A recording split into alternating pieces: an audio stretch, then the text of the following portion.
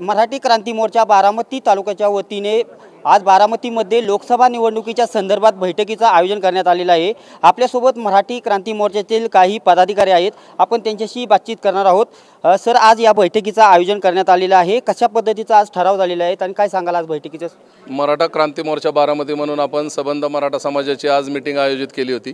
जिजाऊ भवनमध्ये मीटिंग आयोजित केलेली होती। त्याच्यामध्ये निर्णय असा झालेला आहे की बारामती लोकसभा मतदारसंघामधून मराठा समाजाचा उमेदवार निवडणूक लढवणार आहे। इतर विधानसभा मतदारसंघ जे आहेत बारामती लोकसभा मतदारसंघात त्यांच्या उमेदवारांचा विचारसुद्धा विचारात घेऊन सर्व समाजाचे लोक जिजाऊ भवनमध्ये बसून आपण एकत्रितपणे निर्णय घेऊन एकच उमेदवार देण्याचा निर्णय झालेला आहे। बारामती लोकसभा मतदारसंघात एकूण 6 तालुके येतात, पण या 6 तालुक्यातील पदाधिकारी मराठी क्रांती मोर्चातील पदाधिकारी असतील किंवा काही असतील यांच्याशी आपण चर्चा केली का आणि ह्याचा समन्वय आपण कसा साधणार की येणाऱ्या काळात ही निवडणूक मराठी क्रांती मोर्चातून एकच उमेदवार देता येईल आणि ही निवडणूक लढवता येईल? मराठा क्रांती मोर्चा बारामतीचं जसं एक कमिटी आहे जे निर्णय घेतात, तसे प्रत्येक तालुक्याच्या लेवलला त्यांची एक कमिटी आहे। प्रत्येक कमिटीशी आम्ही बोलून सर्वांची एकत्रित मीटिंग जिजाऊ भवनला लावून आपण हा निर्णय घेणार आहे। आपल्यासोबत काही मराठा पदाधिकारी आहेत। सर, काय सांगाल, मनोज जरांगे पाटील बारामतीमध्ये येणार का? आपला उमेदवार देण्याचं तर निश्चित झालेलं आहे आणि मनोज जरांगे पाटील बारामतीमध्ये उमेदवार दिल्यानंतर येथे प्रचारासाठी येणार का? काय सांगाल? मनोज जरांगे पाटील मराठा समाजाने उमेदवार दिला तर 100% बारामतीत त्या उमेदवाराचा प्रचारासाठी येतील। कारण जरांगे पाटलांनी जे एक विषय हाती घेतलेला आहे मराठा समाजाच्या आरक्षणाचा ओबीसी मधून, तो अत्यंत महत्त्वाचा विषय आहे आणि ते सर्वस्व या उद्दिष्टासाठी त्यांनी सर्वस्व झोकून दिलेलं आहे। अनेक दिवस उपोषण केलेले आहेत आणि हा जो समाजातील मोठा भाऊ जो आहे मराठा, तो अस्थिर आहे, आर्थिक विवंचनेत आहे, त्याला कुठल्याही परिस्थितीत आरक्षण मिळायला पाहिजे। त्यासाठी समाजासाठी काहीही करण्याची तयारी जरांगे पाटलांनी दाखवलेली आहे आणि ते सांगतील तो अंतिम शब्द असेल आणि 100% बारामतीमध्ये जर उमेदवार दिला सर्वांच्या सहमतीनं तर त्याचा प्रचार करण्यासाठी जरांगे पाटील बारामतीत येणार। मनोज जरांगे पाटील बारामतीत निश्चित येतील आणि ह्या उमेदवाराचा प्रचार करतील। आपल्यासोबत काही मराठा समन्वयकाचे पदाधिकारी आहेत। सर, काय सांगाल, कशा पद्धतीने रणनीती आखली या बैठकीत? लोकसभा मतदारसंघ बारामती लोकसभा मतदारसंघातील जे प्रत्येक म्हणजे विधानसभेचे मतदारसंघ येतात त्यातून उमेदवाराची निवड होणार आहे आणि हा निवडणूक लढवण्यामागचा म्हणजे जो उद्देश आहे जरांगे पाटलांना म्हणजे जरांगे पाटलांच्या आदेशानुसार, तर ह्या उद्देशाने समाज एकसंध करण्याचा आणि समाजात आपल्यावर जे आरक्षणाअभावी की शैक्षणिक ही आर्थिक अडचणी येत आहेत त्याच्यासाठी जनजागृती करणे, समाजात प्रत्येक घराघरात जनजागृती करून जसं जरांगे पाटलांनी आता जे आंदोलन केलं आहे त्या आंदोलनाला आणखी बळ देण्यासाठी ही लोकशाहीचा एक स्तंभ आहे निवडणुका लढवणं आणि यातून एक व्यासपीठ, लोकसभेचं व्यासपीठ वापर करून प्रत्येक घराघरात समाज बांधवांना त्या ह्याचं म्हणजे मराठा आरक्षणाची जरूरत आणि त्याच्या अनुषंगाने आपल्याला लढ्यात सामील करून घेण्यासाठी जनजागृती हाच एकमेव उद्देश।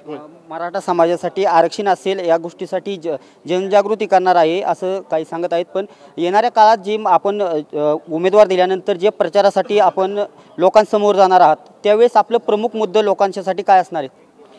मराठा समाजाला ओबीसीतनं आरक्षण मिळलं पाहिजे पहिली गोष्ट। कारण की आतापर्यंत हे सरकारने फसवलेलं आहे मराठ्याला। मग कोण ही कुठली उजवं नाणं असो ना तर डावं नाणं असो ही लबाड आहेत, त्यामुळं मराठा समाज इथनं पुढं मुंबईपर्यंत जातो ना, आता दिल्लीत गेल्याशिवाय राहणार नाही।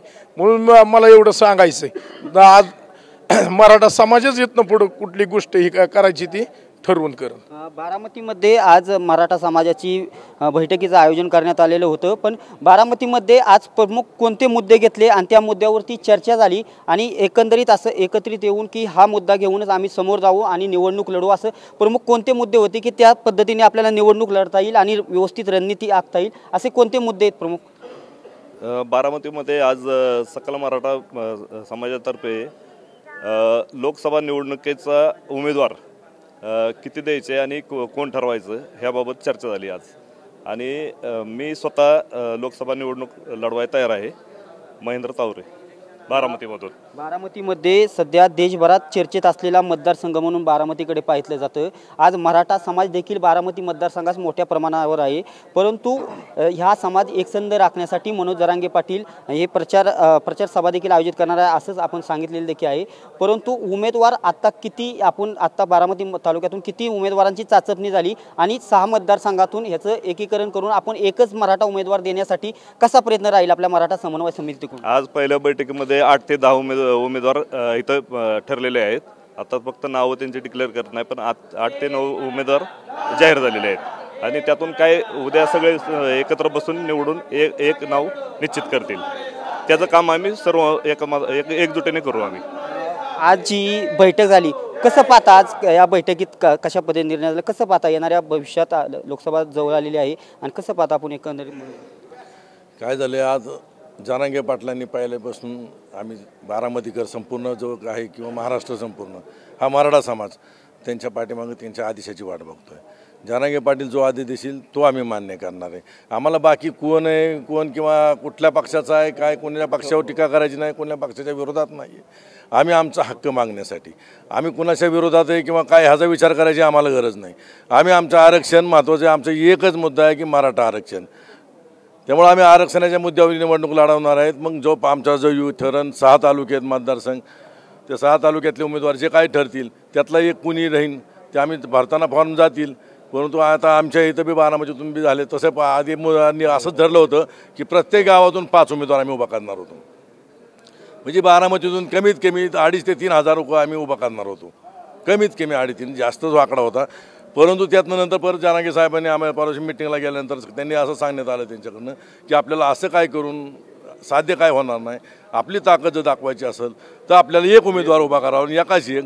आपल्याला कुठल्याही पक्षाचं काय घेणं देणं नाही, आपण आपला एकच उमेदवार उभा करायचा. मग आता आम्ही 6 तालुक्यातून जोही कोणी उमेदवार आहे ना, स्वतः मी सुद्धा इच्छुक आहे इथं बारामती म्हणून. मी पहिल्यांदा टाकली 4 महिन्यापूर्वी जरांगे साहेब की जो आदेश देतील तो आम्ही पाळणार. कारण आता 6 तालुक्यात जो एक उमेदवार होईल त्या उमेदवाराच्या मागं आम्ही सगळे छत्रपती शिवाजी महाराजांची शपथ घेऊन त्याला मतदान करणार. एकही मराठा इतर कुठल्या पक्षाला मतदान करणार नाही. काय आपण उमेदवारी डिक्लेअर केलेली आहे, लढण्यास इच्छुक देखील आहे, पण काय सांगाल? बारामती लोकसभा मतदारसंघामध्ये मराठा समाजाचं मतदान सर्वाधिक आहे आणि मराठा समाजावर अधिक इतर समाजही प्रेम करणारे आहेत. त्याच्यामुळं मराठा समाजाचा आणि एक लाख मराठा समाजाचा उमेदवार नक्की निवडून येईल ही खात्री वाटते. म्हणून मी आज निवडणुकीची तयारीत आहे.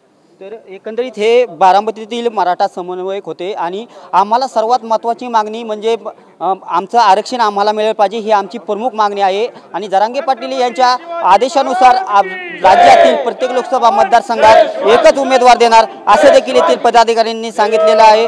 आणि आम्ही ही निवडणूक लढवणार, एकसंध पद्धतीने लढवणार असं देखील सांगण्यात आलेलं आहे. जरांगे पाटील बारामतीतील या प्रचार सभेसाठी येणार आहेत. यावेळेस या बैठकीत सांगण्यात आलेलं आहे आणि येणाऱ्या काळात एकच मराठा उमेदवार देण्याचा आमचा समन्वयकाच्या वतीने प्रयत्न राहणार आहे असं देखील बारामती मधील मराठा समन्वय किंवा त्या पदाधिकाऱ्यांनी यावेळी सांगितलेलं आहे. तर येणाऱ्या लोकसभेच्या काळात कशा पद्धतीने समन्वय करून एकच उमेदवार देता येईल असं पाहणं यावेळी महत्त्वाचं ठरणार आहे. कॅमेरा पर्सन अथर्व शिरवळकरसह दीपक कापरे, TV9 मराठी, बारामती.